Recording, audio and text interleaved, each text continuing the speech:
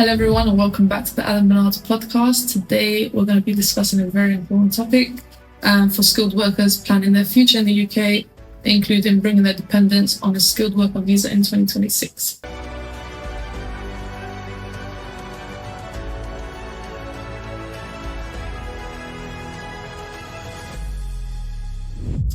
I have Mr. Rashad with me today. How are you? Thank you very much for having me today.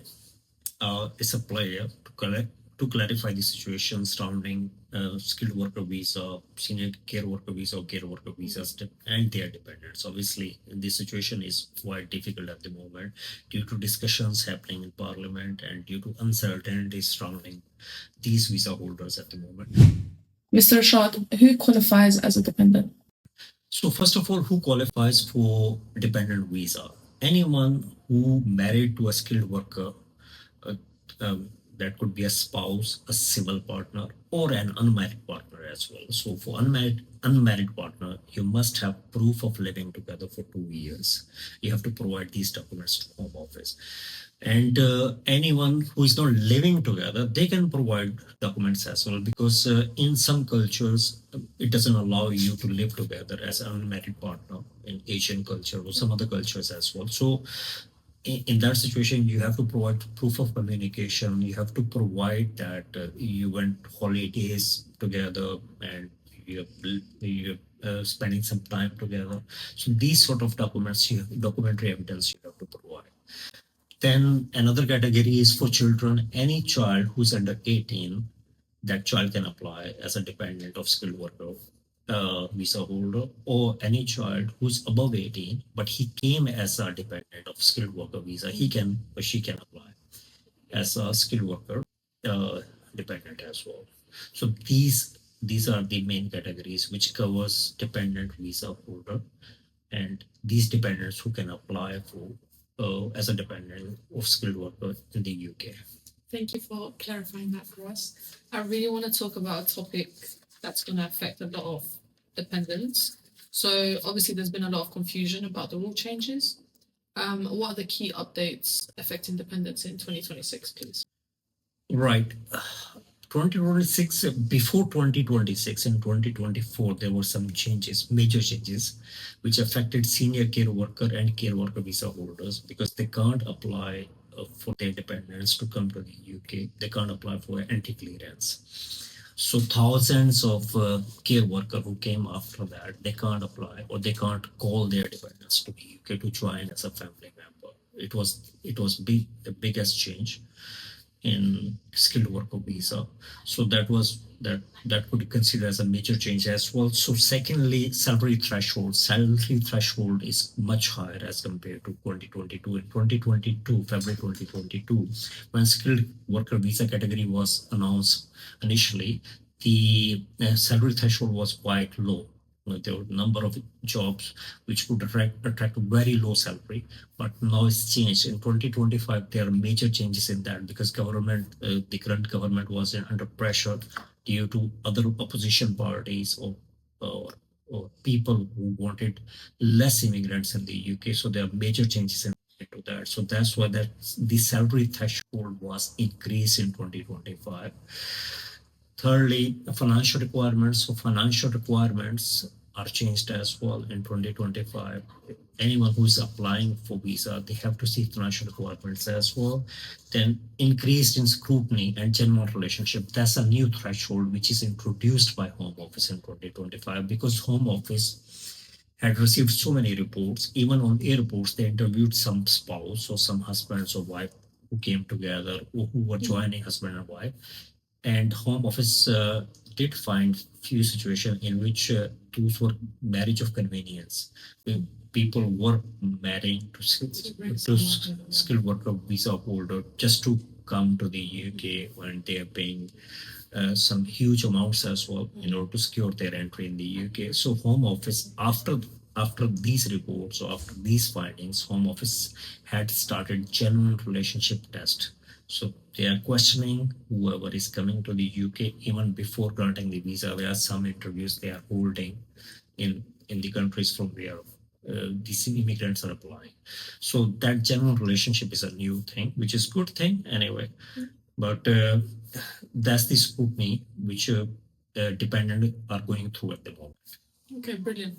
I have a lot of clients call me and ask whether the dependent can work in the UK, things like that. Once they arrive as a dependent, what are their rights here? Yeah, that's very good question.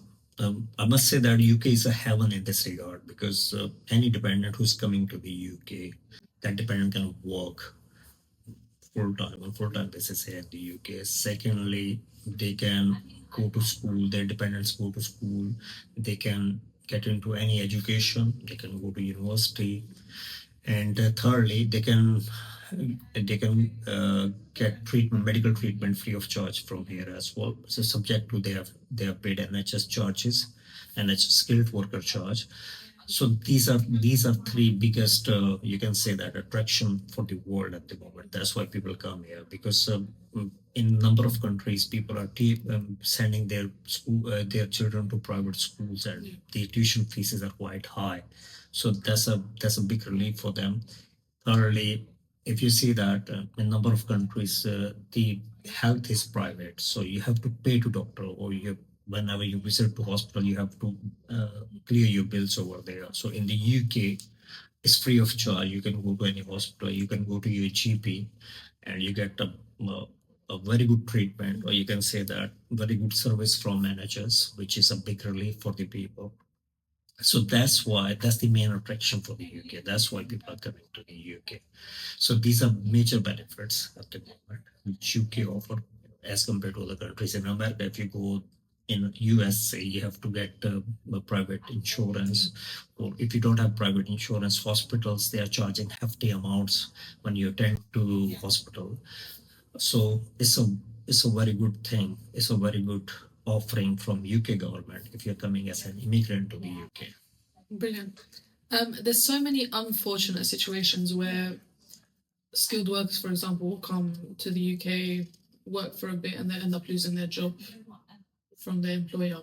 So, if they've now lost their job, what happens to their dependents as well? Okay, if they lost their job and if their or the license to sponsor is curtailed of the main sponsor, so in that case, obviously you lose your status. But you always have a specific time period in which the main applicant, he can go to or she can go to any other sponsor and get a job from there and switch their visa to other sponsor. That's the safest way to do that. I must say that if anyone who's going through this situation, they should start looking new sponsor. At the moment, in this country, skilled worker visas, skilled worker people, they are obviously needed by the businesses. So if you have any skills, always apply to different sponsors. The sponsor list is available online. So you go online and apply through get details from there and apply to those sponsor who has valid license to sponsor and secure your visa. That's main thing, because if you will lose your visa, your family will lose their right to live in the UK as well. If a family is living here for 5 years, are they eligible to then apply for indefinite leave to remain at the end of it? Yes, at the moment, yes, but we don't know because you might heard that in Parliament even there was a petition because government was going to change the duration of 5 years to 10 years. So at the moment, discussions are going on. There's no there's nothing which can prevent them from applying indefinite leave to remain after 5 years, but we don't know what change could happen in future.